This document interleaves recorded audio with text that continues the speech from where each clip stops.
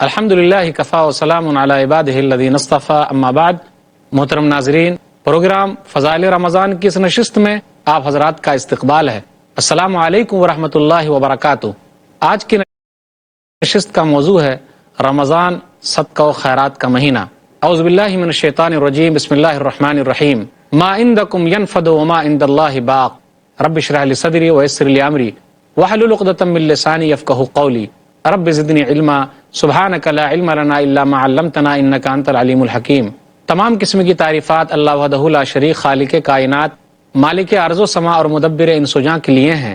اس کے بعد بے شمار درود و سلام نازل ہو جناب محمد الرسول اللہ صلی اللہ علیہ وسلم پر کہ اللہ رب العالمین نے انہیں رحمت للعالمین بنا کر بھیجا۔ اللہم صلی علی محمد وعلی آل محمد کما صلیت علی ابراہیم وعلی آل ابراہیم انک حمید مجید۔ اللہم بارک علی محمد وعلی آل محمد کما بارکت علی ابراہیم وعلی آل ابراہیم انک حمید مجید۔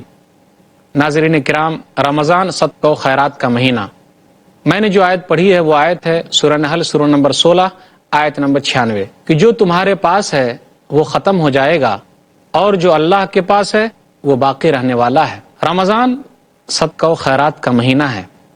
یہ وہ مہینہ ہے جس میں نبی صلی اللہ علیہ وسلم بہت زیادہ صدقہ و خیرات کیا کرتے تھے۔ عبداللہ بن عباس رضی اللہ تعالیٰ عنہ کہتے ہیں، صحیح بخاری کتاب الصوم کتاب نمبر 30 حدیث نمبر 1902، کان النبی اجود الناس بالخیر وکان اجود ما یکون فی رمضان حین یلقاہ جبریل۔ پھر آگے کہا فاذا لقیہ جبریل علیہ السلام، کہ نبی صلی اللہ علیہ وسلم تمام لوگوں میں سب سے زیادہ صدقہ و خیرات کرنے والے تھے۔ جب آپ کی ملاقات جبریل امین سے ہوتی تو آپ تیز ہواؤں سے بھی زیادہ صدقہ و خیرات کرنے والے تھے۔ عام صدقہ و خیرات کی طرف ابھارتے ہوئے نبی صلی اللہ علیہ وسلم، ہم اور آپ جانتے ہیں کہ نبی صلی اللہ علیہ وسلم نے کتنے لوگوں کو سحری کی بھی دعوت دی ہے، کھلانے پر ابھارا ہے۔ ارباز بن ساریہ رضی اللہ تعالیٰ عنہ کہتے ہیں، سنن ابی داؤد کتاب الصیام کتاب نمبر 14 حدیث نمبر 2344، دعانی رسول اللہ صلی اللہ علیہ وسلم الی السحور فی رمضان، کہ رسول اللہ صلی اللہ علیہ وسلم نے مجھے رمضان کے مہینے میں سحری کی دعوت دی۔ حلم الی الغداء المبارک، تو نبی صلی اللہ علیہ وسلم نے کہا آؤ مبارک کھانا کھاؤ، یعنی سحری کو آپ نے غدا کہا، کھانے کا لفظ استعمال کیا۔ بھی کہا کہ جو لوگ افطار کراتے ہیں اس کو فائدہ ملنے والا ہے، اس کو بھی اجر ملے گا۔ سنن ترمذی کتاب الصوم کتاب نمبر 6 حدیث نمبر 807، من فطر صائما کان لہ مثل اجرہ غیر انہ لا ینقص من اجر الصائم شیئا، جس نے کسی روزہ دار کو افطار کرایا تو اس کو بھی ثواب ملے گا اور جس نے کیا اس کو بھی ثواب ملے گا، کسی کے ثواب میں کوئی کمی واقع نہیں ہوگی۔ نبی صلی اللہ علیہ وسلم نے لوگوں کو ابھارتے ہوئے یہاں تک کہا جن کے اندر یہ صفات پیدا ہو جائیں، جنت کے اندر ان کے لیے بہترین بالا خانے ہیں، بہترین گھر ہیں۔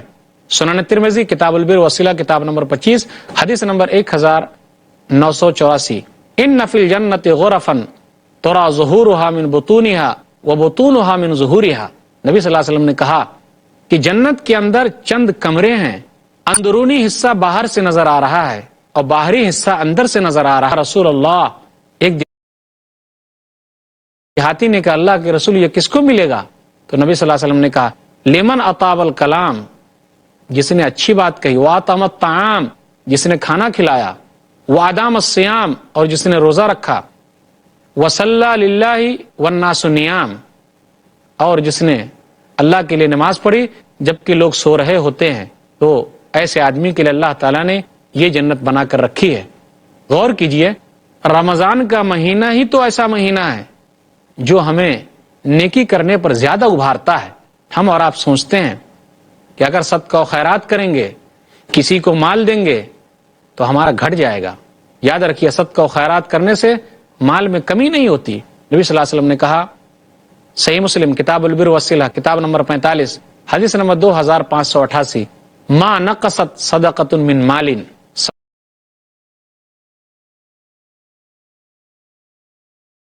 صدقہ کرنے سے مال کم نہیں ہوتا۔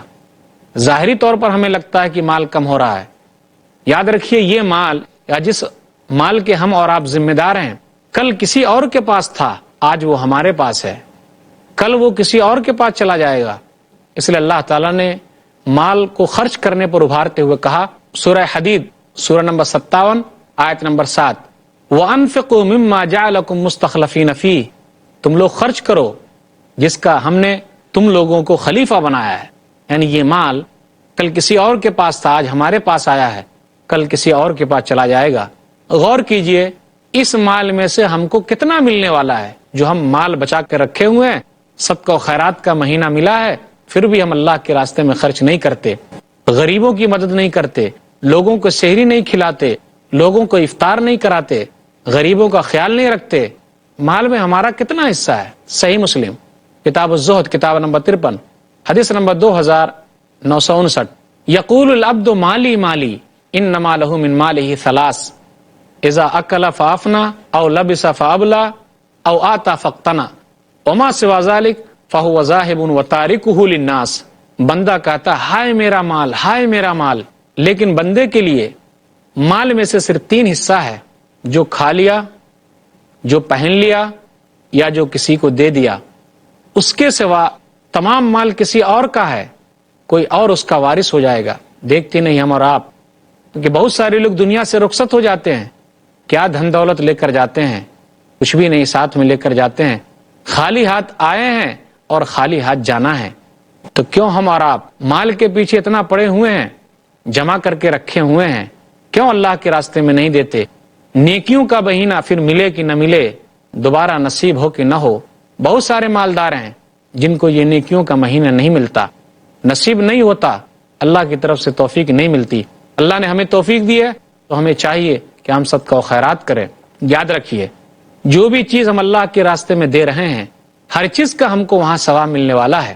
سورہ نحل سورہ نمبر 16 آیت نمبر 96 اللہ نے کہا، ما عندکم ینفد وما عند اللہ باق، جو تمہارے پاس ہے وہ ختم ہو جائے گا، اور جو اللہ کے پاس ہے وہ باقی ہے اور ہمیشہ رہنے والا ہے۔ اللہ نے کہا، وما تقدموا لانفسکم من خیر تجدوه عند اللہ هو خیرا واعظم اجرا، سورہ مزمل آیت نمبر 20، تم جو کچھ پیش کر رہے ہو اپنے نفس کے لیے، قیامت کے دن اس کو ضرور پاؤ گے اللہ کے پاس، وہ بہترین چیز ہے اور بہترین بدلہ ہے۔ ہم اور آپ جو خرچ کرتے ہیں اس کا فائدہ ہمیں ہی ہونے والا ہے، کسی اور کو نہیں ہوگا۔ اللہ تعالیٰ اس مال کو بڑھا رہا ہے، صدقہ و خیرات کو بڑھا رہا ہے۔ اللہ نے کہا سورہ سبا سورہ نمبر 34 آیت نمبر 39، وما انفقتم من شیء فهو یخلفہ وہو خیر الرازقین، تم جو کچھ بھی خرچ کر رہے ہو اللہ تعالیٰ اس مال کو بڑھا رہا ہے۔ اللہ تعالیٰ بہترین بدلہ دینے والا ہے، بہترین روزی دینے والا ہے۔ ہم اور آپ وہ حدیث اچھی طریقے سے جانتے ہیں کہ نیکی 10 گنا تک، 10 گنا سے 700 گنا تک بڑھتی جاتی ہے، لیکن روزہ اس کا بدلہ اللہ کے ذمے ہے۔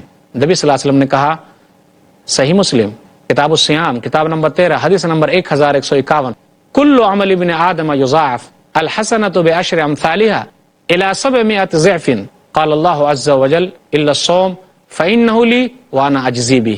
ابن آدم کی اولاد کا ہر عمل بڑھتا جا رہا ہے، نیکی 10 گنا سے 700 گنا تک ہوتی ہے، لیکن روزہ اللہ تعالیٰ کہتا میرے لیے اور میں ہی اس کا بدلہ دینے والا ہوں۔ تو گویا کہ یہ مہینہ کچھ ایسا ہے کہ ہر لوگوں کے اندر نیکی کرنے کا جذبہ پیدا ہو جاتا ہے۔ تو صدقہ و خیرات کا مہینہ اس کو کہا جائے تو بیجا نہ ہوگا۔ یاد رکھیے بہت سارے لوگ ایسا کرتے ہیں جو اپنی زکوٰۃ کو بچا کے رکھتے ہیں اور رمضان کے مہینے میں خرچ کرتے ہیں۔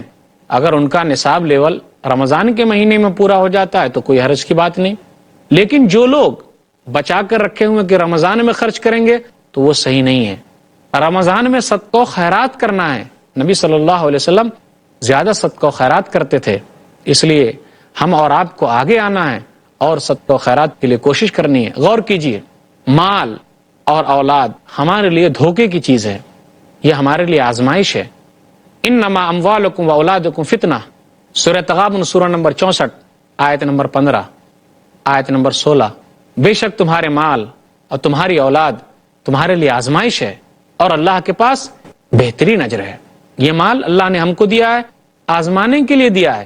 اللہ نے اس لیے نہیں دیا کہ اللہ ہم سے خوش ہے۔ ہم اور آپ کیا سمجھ لیتے کہ اللہ نے ہم کو مال نہیں دیا تو گویا کہ اللہ ہم سے ناراض ہے، یا ہم اور آپ خوش ہو جاتے ہیں کہ اللہ نے ہم کو مال دیا اس لیے کہ اللہ ہم سے راضی ہے، خوش ہے؟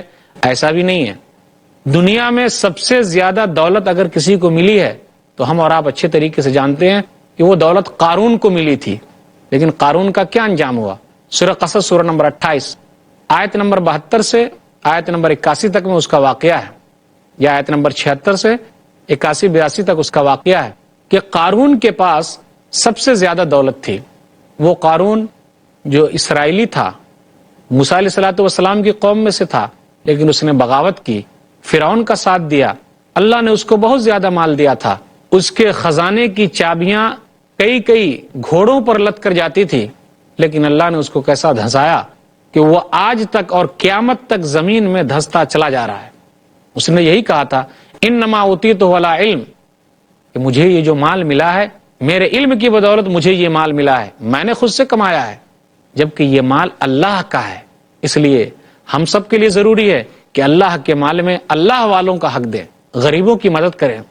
صدقہ و خیرات کا مہینہ ملا ہے، پھر یہ موقع ملے کہ نہ ملے، جب ہم غور کرتے ہیں تو ہمیں پتہ چلتا ہے۔ آئیے غور کیجئے اس حدیث پر کہ اگر ہم خرچ کرتے ہیں تو اللہ تعالیٰ ہم پر خرچ کرتا ہے، تو کیا ہم اور آپ نہیں چاہتے کہ اللہ کے راستے میں صدقہ و خیرات کریں؟ اگر آپ چاہتے ہیں کہ اللہ ہم سب پر خرچ کرے تو ہمارے لیے ضروری ہے کہ ہم اللہ کے راستے میں خرچ کریں۔ محترم ناظرین، عنوان رمضان صدقہ و خیرات کا مہینہ، اس پر گفتگو ہوتی رہے گی، انشاءاللہ پھر ملیں گے چھوٹے سے وقفے کے بعد۔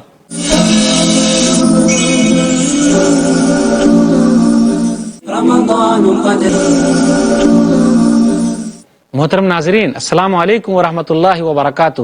دوبارہ آپ کا استقبال ہے پروگرام فضائل رمضان میں۔ عنوان ہے رمضان صدقہ و خیرات کا مہینہ۔ صحیح بخاری کتاب التفسیر کتاب نمبر 65 حدیث نمبر 4684، انفق انفق علیک، تم خرچ کرو میں تم پر خرچ کروں گا۔ نبی صلی اللہ علیہ وسلم نے یہاں تک کہا کہ اللہ تعالیٰ 2 فرشتے کو متعین کر رکھا ہے، ہر صبح وہ 2 فرشتہ یہ دعا کرتا ہے۔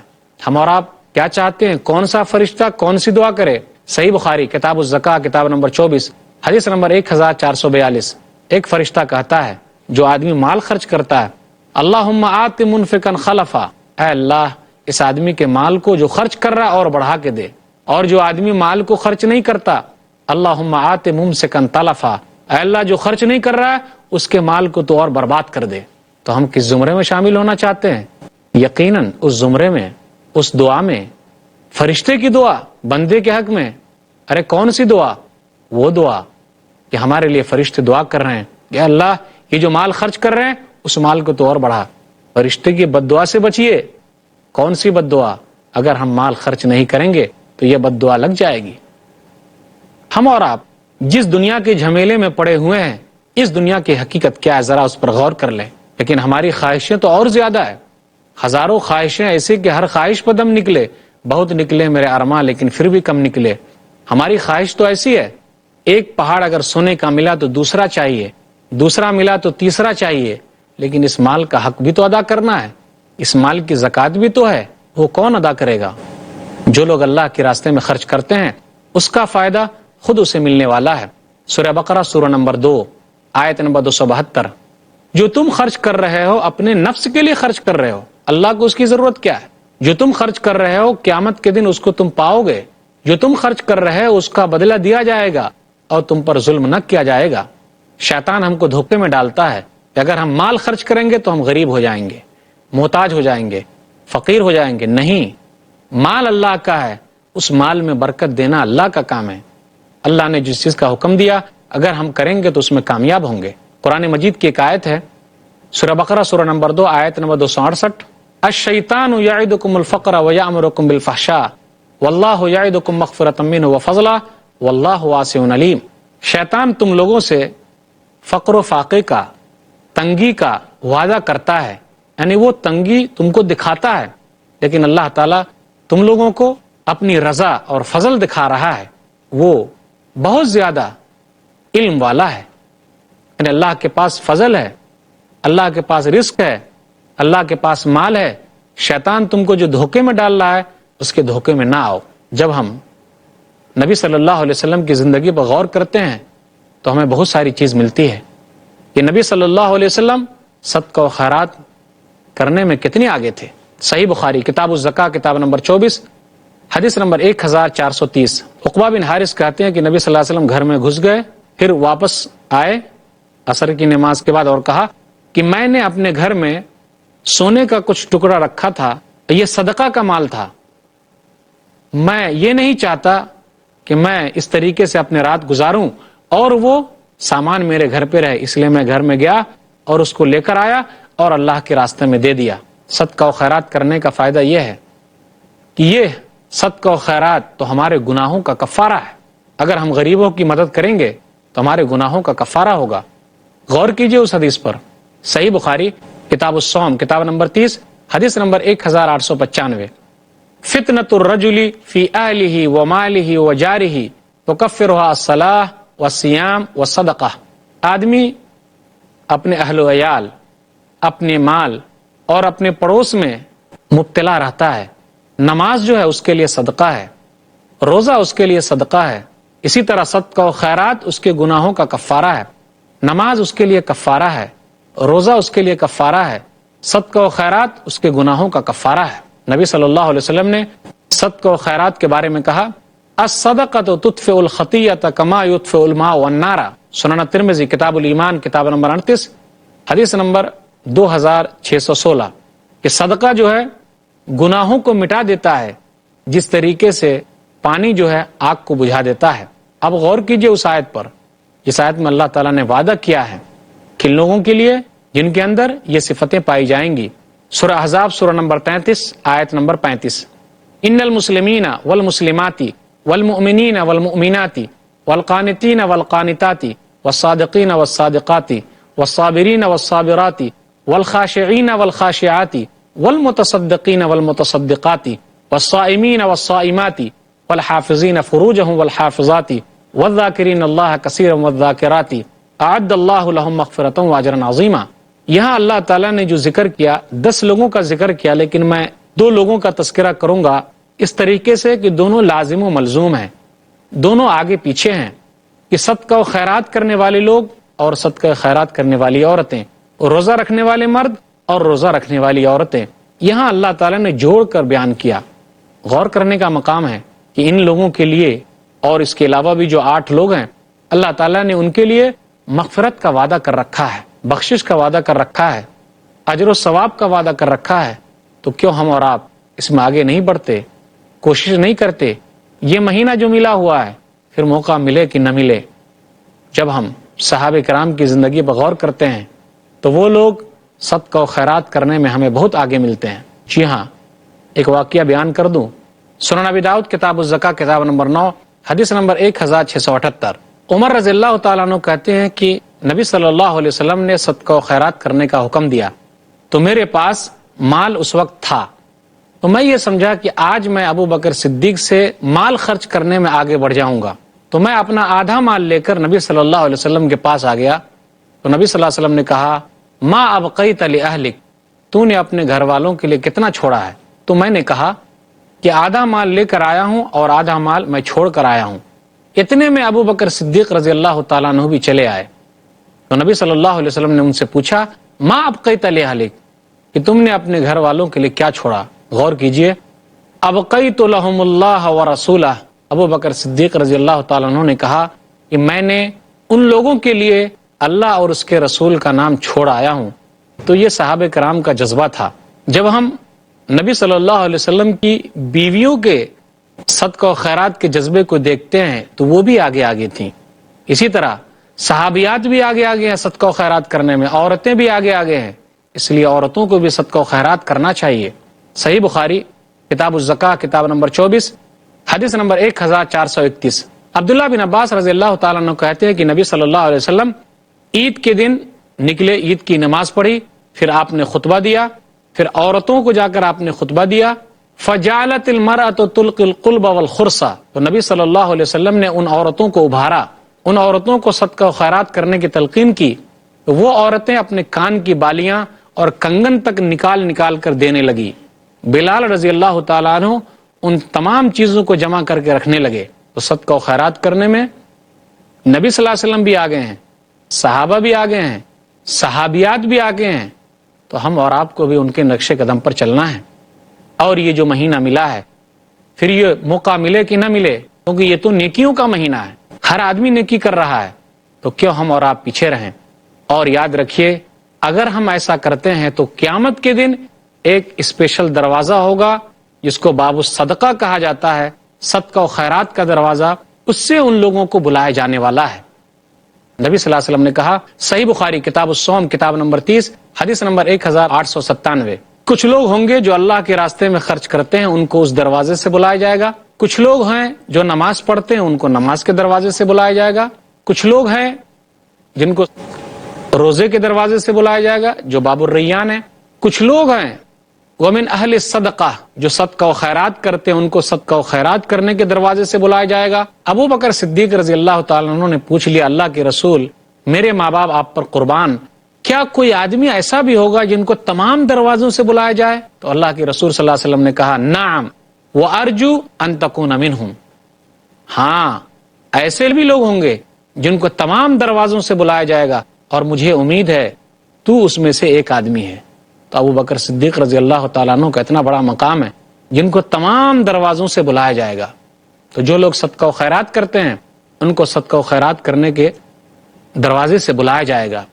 اس لیے چاہے جیسا بھی ہو، جس طریقے کا بھی ہو، معمولی کھجور کیوں نہ ہو، آدھا کھجور ہی کیوں نہ ہو، ہم اللہ کے راستے میں دیں، صدقہ و خیرات کریں. نبی صلی اللہ علیہ وسلم نے ابھارتے ہوئے کہا تھا، صحیح بخاری کتاب الزکاہ کتاب نمبر 24 حدیث نمبر 1417، اتقوا النار ولو بشق تمرہ، لوگوں آگ سے بچو گرچہ آدھا کھجور ہی کیوں نہ ہو. تو آئیے عہد کیجئے کس طریقے کا کہ ہم اور آپ صدقہ و خیرات کریں گے، اور زیادہ سے زیادہ اللہ کے راستے میں مال دیں گے، کیونکہ نبی صلی اللہ علیہ وسلم زیادہ سے زیادہ رمضان میں صدقہ و خیرات کرتے تھے. جب آپ کی ملاقات جبریل امین سے ہوتی تو آپ اور زیادہ صدقہ و خیرات کرتے. جو میں نے بات آپ کے سامنے رکھی ہے وہ یہی ہے کہ یہ مہینہ صدقہ و خیرات کا مہینہ ہے، یہ مہینہ غریبوں کی مدد کرنے کا مہینہ ہے.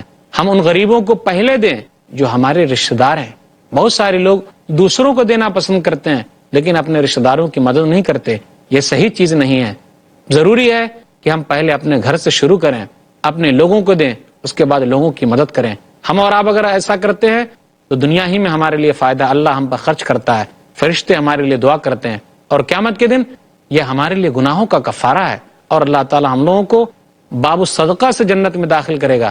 اس سے بڑی خوش نصیبی کیا ہو سکتی ہے؟ اور کوئی نہیں. تو آئیے آگے بڑھیے، صدقہ و خیرات کیجیے. اللہ تعالیٰ سے دعا ہے اللہ تعالیٰ ہم لوگوں کو رمضان کے مہینے میں زیادہ سے زیادہ صدقہ و خیرات کرنے کی توفیق دے. آمین. وآخر دعوانا الحمدللہ رب العالمین، وصلی اللہ علی نبینا محمد وآلہ وصحبہ اجمعین. والسلام علیکم ورحمۃ اللہ وبرکاتہ.